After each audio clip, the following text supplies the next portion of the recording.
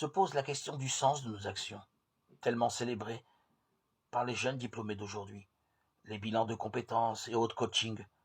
Il est certain qu'on contribue à une œuvre bonne et satisfaisante et participe d'un sentiment d'accomplissement de notre vie.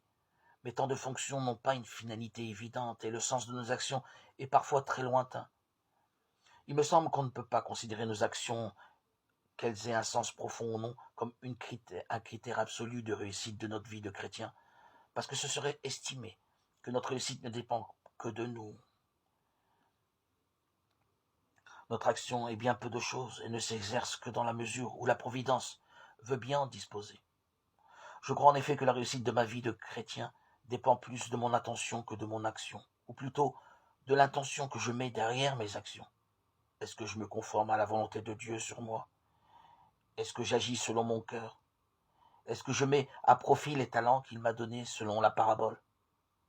Alors, quel que soit mon état, quelles que soient mes actions, je me place dans les mains de la Providence et me fais serviteur. Et là est ma réussite.